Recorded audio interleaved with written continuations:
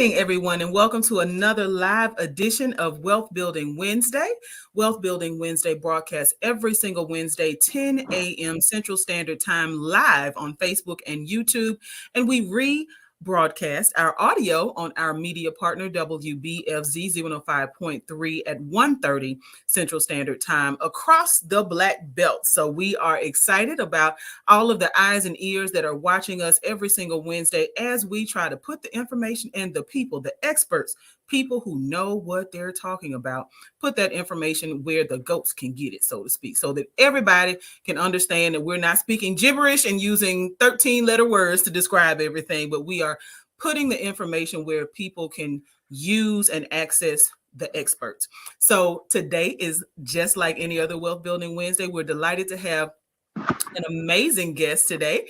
We have with us Mr. Aaron Roper, who is a native son of Selma, Alabama, and an Army veteran. And we are going to be talking about retirement.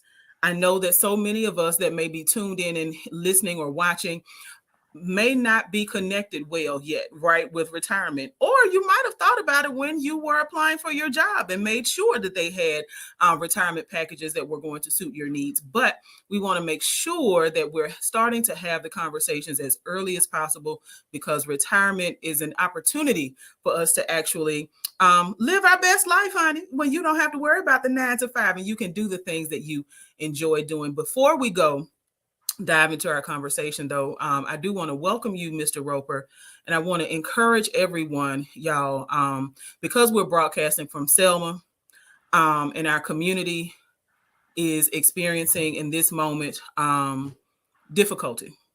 I'll say it like that. I do want to encourage everyone to do one thing today. Even if you don't start your wealth building journey today, check on your people. Whoever your people are, whether it's your children, your church members, a dear friend you haven't talked to in years, check on your people, y'all. It matters. Just take those 30 seconds, 2 minutes, 15 minutes, 2 hours to check on the people that you love, because we all really need to know that somebody, that anybody has our back and that we're loved. And so I do want to encourage everyone to do that today. Listen, wealth is not just about the cash in hand. Wealth is also about how you live your life and the people you're connected to. So all of us are connected to somebody. So consider yourself wealthy, and let's check on our people. So Mr. Roper, welcome to Wealth Building Wednesday. Hello, Lydia. Hey, thanks for the invitation to Wealth Building Wednesday, and thanks for having me. I definitely want to offer condolences to all the families that are hurting at this moment, and then also to our community, because we all know that every day we are making an investment into our community, and it all starts with the kids. And when the kids are hurting, all right, our community is hurting, but we know that the great days are just around the corner when we take action in response to action. Absolutely.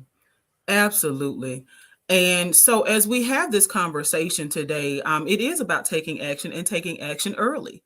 You and I have had several conversations about the topic of retirement.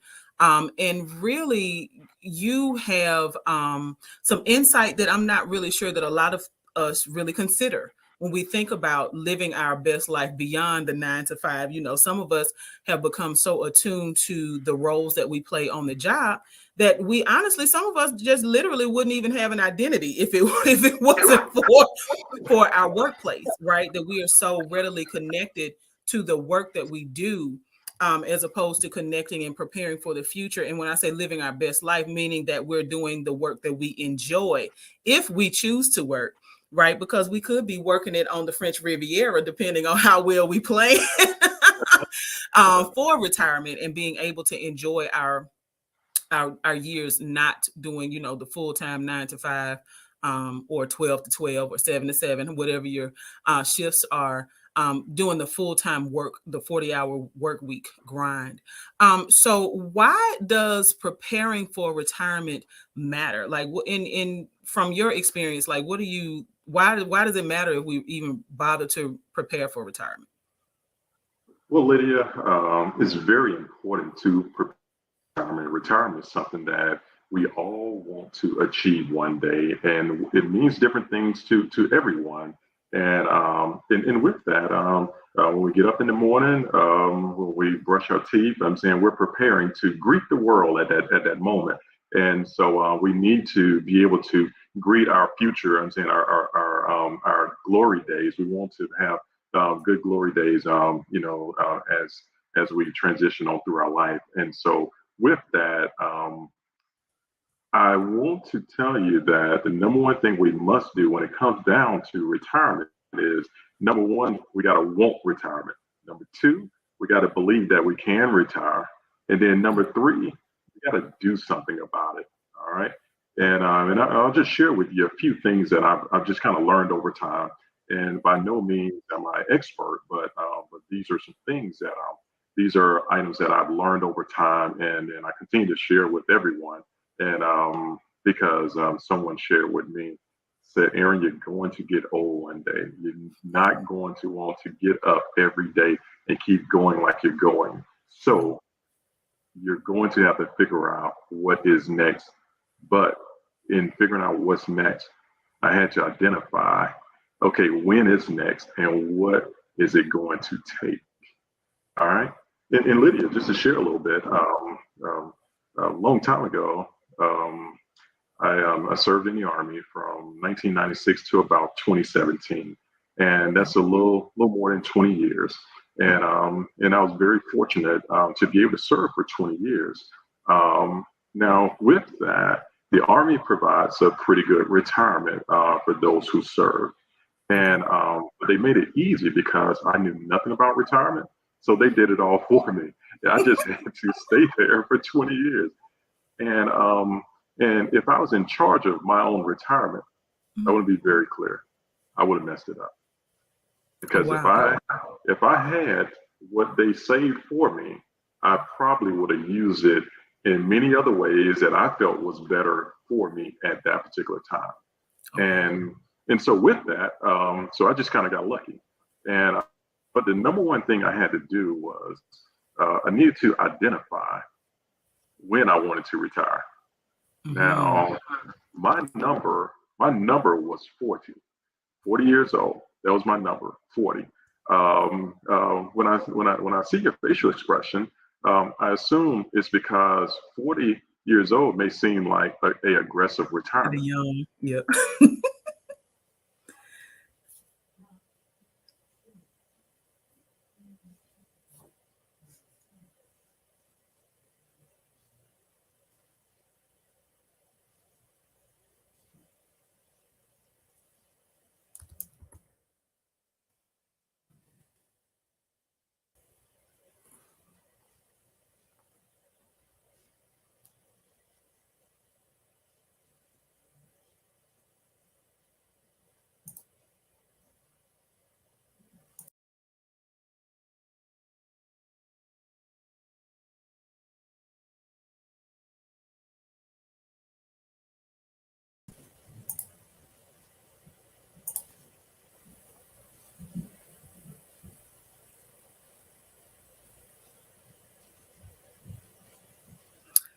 I think we are having some technical difficulties, but I am prayerful that Mr. Roper will be back with us in just a second. Y'all see that these can be some of the disadvantages to technology. Um, and so we definitely want to make sure that we reiterate some of the points that Mr. Roper was making, including having a timeline around our retirement. We have to make sure that we keep the end goal in mind as we begin to prepare for retirement. So, and that's really honestly with anything. We need to keep the end in mind. That's a part of Stephen Covey, the 7 Habits of Highly Effective People. That's one of the things that you see the end begin with the end in mind. So if you know that you want to retire, like he said, at 40, which sounds young, right? 40 years old and retired sounds very, very young. However, if that is the goal that you set, then you can begin to behave in a way that causes you to be able to do that. Because who doesn't want to enjoy their adult lives early? We lost reception, and I am hoping again that Mr. Roper is going to be back with us in just a second. Again, wanted to just make sure that we're reiterating some of the points that he made. He also is a veteran, so this is an amazing time for us to have this conversation with him, because having served in the U.S. Army, the Army is one of the branches of the U.S. military, and so Veterans Day is going to be celebrated on Friday, and so we're excited to have Mr. Roper here as an Army veteran who was sharing about his goal for retiring at 40. Now, and yeah, my facial expression was totally connected to the idea that sounds really, really young, but who doesn't want to enjoy so many more years of their life, 30, 40 years of just chilling, basically. Yes, I totally agree. And so, and everybody thinks that that's a very aggressive goal. All right. And so, but you have to think about when are you the most driven in your life? I'm saying, when are you the most focused? When you have the most energy? And it's during those years. It's when you're 25, when you're 30, when you're 35, and you're driving toward 40, and life begins to get sweeter, because at 40, life kind of changes a little bit. And you begin to, instead of muscling through, then you start thinking your way through situations at that point. And so with that, the next thing I had to really begin to identify is, how much money do I really need per month? All right. And Lydia, I sat down and talked to a financial advisor. We all talk to our parents about finances and things like that. And one day I had to say, Mama, what's the most money you've ever managed at one time? It got quiet. All right. It stayed quiet for a while. And because she could not figure out what was the most money she's ever managed at one given time. And so we know in retirement, it seems like we need to create a large nest egg, and then we need to be able to manage that. And so I illustrate that only to say that, like, I love my mother, and she gives me great advice in many areas. But I had to go and lean on the expert financial advisor, and I went to a place called Edward Jones, and then they really sat down and talked to me about finances, the future, portfolios, and they broke it down in a manner that I could understand at that particular time. And so the question the advisor said is, Aaron, how much money do you need per month in retirement? I said, I need $1 million. I know, right? Yeah. And one of his next questions was, so Aaron, how long do you expect to live? All right. I began to look in the air, and I say, I want to live to be 100. So he said, $1 million is not going to cut it for you. And so from there, he set the tone of the conversation of, okay, looks at the car, looks at the house I live in, and then the costs that are associated with those. And then we begin to build real numbers. And when we built real numbers, we begin to break down how we can actually achieve that, achieve the number per month, and then it will help to drive what age you will actually stop working at. So So yeah. So I'll share with you, Lydia. For easy math, let's just use $48,000 a year for retirement. We'll just make it easy. $48,000 per year is about $4,000 per month. Okay. All right. And so there is a way to achieve this number and be able to retire if 48,000 is your number. We know that some people's number is going to be higher, some may be lower, but we're just going to use kind of 48,000 as a middle ground to begin to talk about how we can really achieve this. And Lydia, before I go on, can I ask if I can be invited back one more time in the future? Yeah, look, absolutely. I don't think we've ever had a guest on Wealth Building Wednesday that just appeared one time. So yeah, they're always we have an open a welcome mat basically in front of the show just to make sure that people are able to share as much information as possible. And like what you're doing with this the math right of it all and helping us to understand, when we set and I talked about Stephen Covey and 7 Habits of Highly Effective People, knowing what your end goal is. So if your goal is to retire at 40, then like you said, walking back. And that really just ties into some things that we've talked about before with some of our guests with setting up spending plans or budgets. And budget is a curse word. So we say spending plans. Wealth Building Wednesday, we have spending plans, not budgets. Nobody wants to diet, but we have eating plans. So, like nutritional outlines. Like so All we right. want to make sure. Yeah. See, language matters. Language I absolutely matters. Yeah, I totally agree. And so the reason I asked for if I could be invited back is so that today we'll talk about like some Yes. foundational principles, and then we'll build and go to the advanced things like the true investing and the accounts and how to make them perform. But for now, I think if we set the foundation, then it will make it easy for us to number one believe that we can get started. And if we believe that we can get started, then we can begin to move, have some accountability, and then Yes. get into the advance. So, So I want to ask you this question though, because I know as we begin to talk about this foundation, when I talk to my mom about retirement, one of the things because she committed to working in environments that didn't necessarily have great retirement packages. I too have committed to the same thing. So I don't work for the government. If because there was a time when working for the government was the sure, like either you're going to the military, working for city, state, federal government, so that you can shore up a retirement plan that basically, like what you said, you don't have to manage. Like they manage it for you and set that money aside.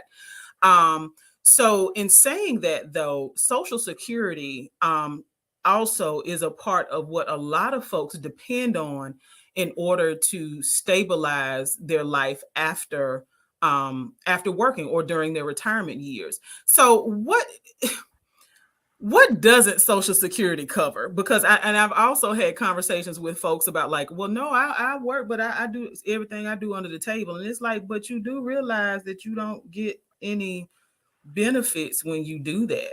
Right. So when you do turn 65 and you go to fill out your paperwork, they're gonna be like, Hoppo, who this person? yes, I agree with you, and I tell you, let's definitely address that. And so, because you said a lot, and so the number one thing you said is that people will go and work for jobs that traditionally are known to have a good retirement. Mhm. All right, so what is a good retirement?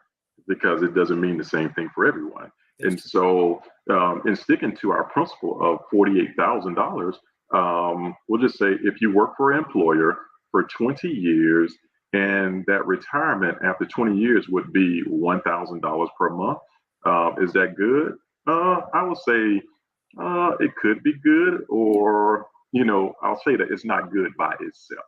Right. So just for the conversation today, I'll say $1,000 per month is good. All right. Now, as you're 25, 30, 35, 40, now you're very ambitious. And so sometimes you're going to take a job that's going to pay you way more. And so that retirement number, instead of it being 1,000, it ends up going up to 1,500 or $2,000 a month for the rest of your life.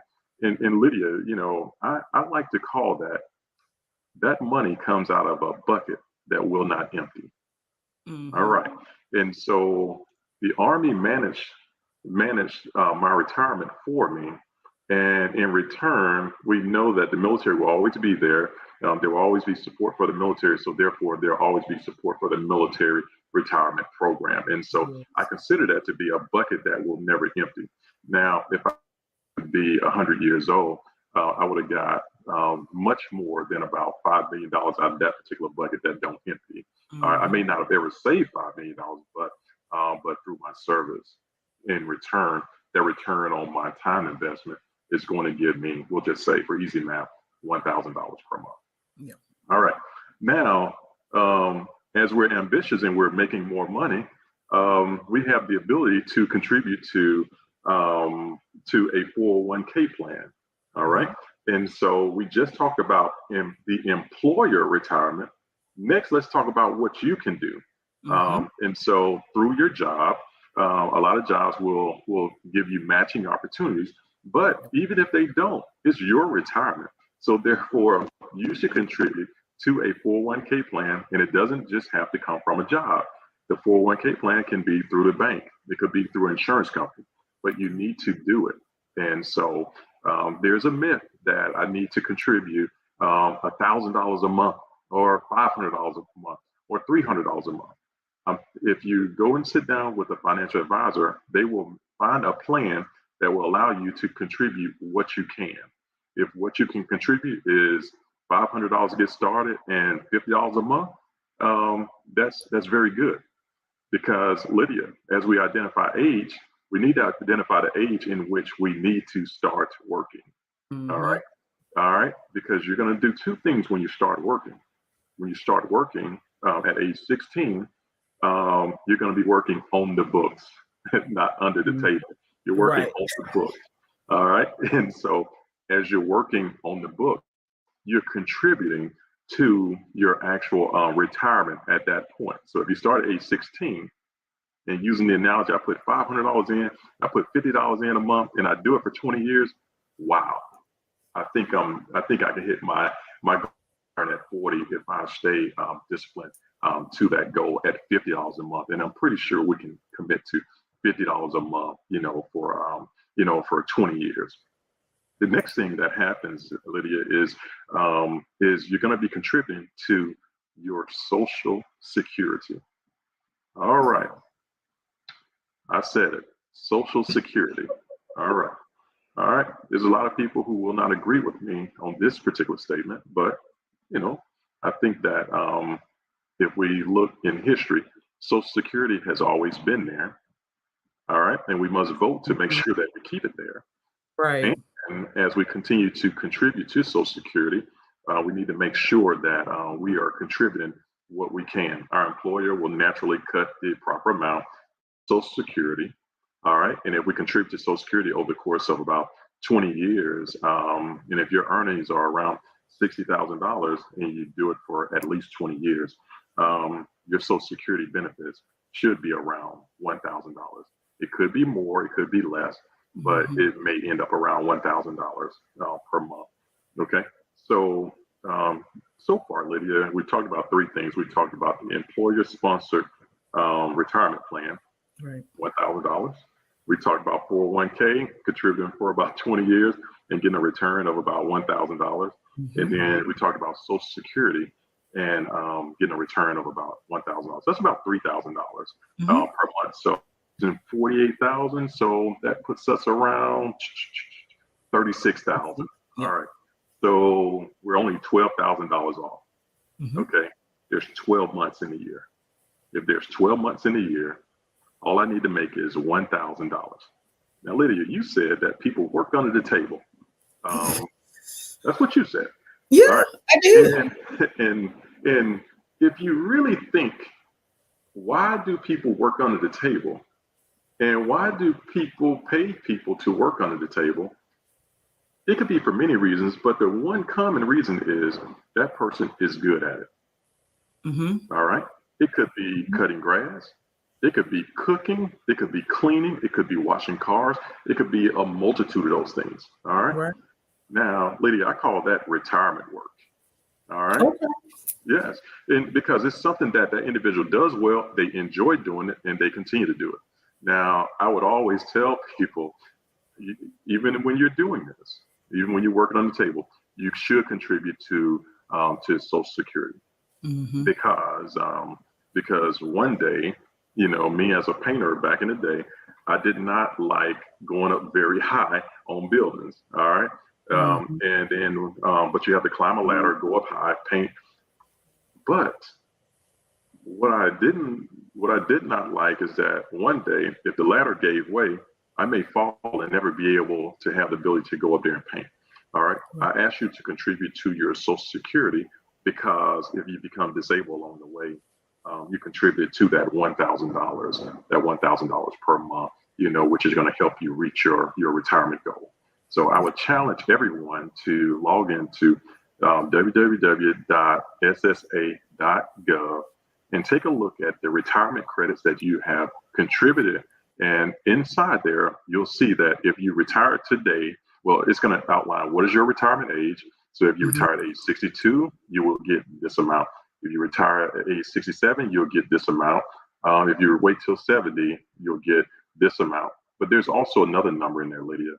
And as we work underneath the table, this number could be very low. Or if Mm. we contribute, it could be appropriate for our lifestyle. There's a number that says, if you are disabled today, this is how much we will pay you for the rest of your life. It also says, if you have dependents, this is how much we will pay your dependents until they turn age 18 or 22. Bottom Mhm. line is, if you don't contribute, then what's going to happen is life is going to get very hard.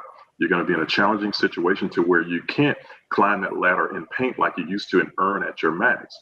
Right. But if you don't contribute to the Social Security, then you're not going to get that return to allow you to have a good life at that point. So, And so I'm really glad that you broke that down in the way that you did, because that is really a serious concern, especially in communities where um, job opportunities are not necessarily what folks would like them to be, especially where populations that are aging out have become accustomed to depending on or thinking that Social Security will amount to something that it is not, right? Because I know when I was growing up and watching my grandparents, you would think Social Security, at least I did, was good money, right? Because I never acknowledged, never really knew, that there weren't these, piles of money that they were coming out of. Never knew that we were poor, right? Like so, and yeah, so, because my grandmother, she would cook these big meals like almost every single day, and you could smell the food coming home, and feed more the people than the folks that are in the house, like feed in the neighborhood.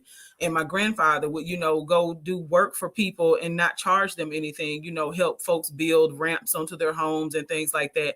So just being able to know that, Social Security can provide a fixed income that may be suitable for some folks' retirement. But honey, if you are averaging spending about $7,000 to $10,000 a month now while you're working, you better just log on to ssa.gov, right, to see where you stand. Because if a lot of what you're doing is under the table, and that includes small business owners who are not contributing, right? So I definitely want us, before we wrap up, I know our time is kind of short, but like small business owners, that includes that population as well, right? We've got to pay into that system.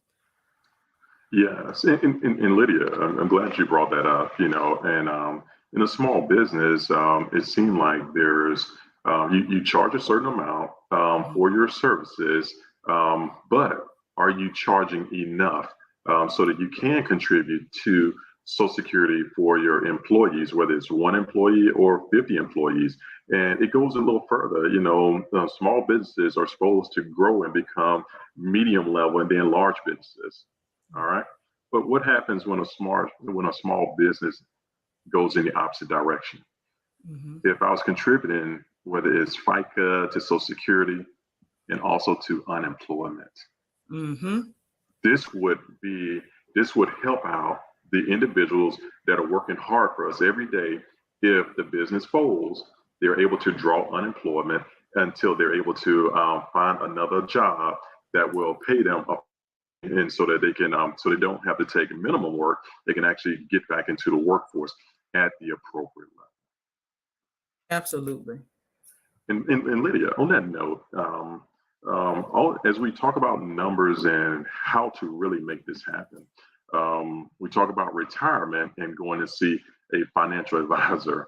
Mhm. So I encourage small businesses to go and see a accountant and talk to the accountant, lay your books out, as to what you're making, as well as what your expenses are. When your accountant lays it out, you will see it right in front of you, and it will help you to determine if you can give somebody a hookup when they call business or not, because you will Mhm. determine, are your profit margins at the appropriate level. And if they're not, then you can't offer discounts. Everybody wants to offer discounts, but when you're able to look at your income, your expenses, all in one place, as the accountant lays it out, it will help you to determine if you're making a good decision or a bad decision. And I want to share another thing. When it comes to retirement, yes, we'll have utility bills, we'll have a mortgage, maybe a car payment, and even some medication. But I've learned that there's really two things that's out there that will deter our plans. That's student loans, and Mm. then there are medical Mhm. bills that we don't project for. And so another part of this retirement is making sure that you have the appropriate insurance in place, so that if there's a medical bill that ends up coming, your insurance will soften that bill, and that way it's very minimum, and then it doesn't throw you off of your retirement plan. And so if you're planning to live off of 48,000 and you get a $70,000 bill from the hospital, that could wreck your retirement immediately and force you back into the workforce. But if you get insurance, so that you can make sure you have the appropriate insurance, that could help you, and that will shield your retirement. That will keep you traveling. That'll keep you smiling. That'll keep you doing that work on the table, but really that retirement job that you enjoy doing, that produces the smiles. Well, I am glad that we have had this opportunity to share this information with folks. I know that we have viewers who are tuned in and listening, honey. So we want to make sure that people are aware that he is coming back. We are going to continue this conversation. Um, Insurance being a part of our retirement plan, right? Considering the fact that if you're a small business owner, making sure that you're protecting your employees, right, with by paying into the Social Security system through FICA and unemployment insurance. Listen, and unemployment can actually protect you as an employee, because God forbid something happens and this person is let go and it prompts some sort of legal action, because you're not paying anything. Like, we've got to think about long term, right? Or what the potentials are. You want to expect greatness, and but be prepared for when times aren't so great. So I have to thank you, Mr. Roper, for joining us. I know 30 minutes flies. It really flies when you're having fun. And retirement should be fun. So this can be a topic that we can normalize in our community. And even talking about the next time we get together, talking about other ways to fund our retirement, whether it's real estate or investing in other small businesses, right? While you are at your prime, investing in businesses that will continue to pay off, and even the stock market. So if you're interested in any of all of that, make sure that you tune in the next time Mr. Roper is with us. But I do want to, again, thank you for being here with us for another episode of Wealth Building Wednesday. Thank you, the audience, for tuning in and joining us. If this is your first time joining us for Wealth Building Wednesday, we have tons of episodes you can go back and check out. We are soon to be loaded to all of your podcasting platforms. So we are super excited about all of the growth and the interest around building wealth. So in the meantime, before next Wednesday, you have 7 days to get it together. Y'all remember, check on your people, especially the people who come off as being the strongest people you're around, because strong people need to be checked on too. So y'all check on your people. And in the meantime, we got to get out here and start building wealth. Thank you for tuning in, and see you next Wednesday.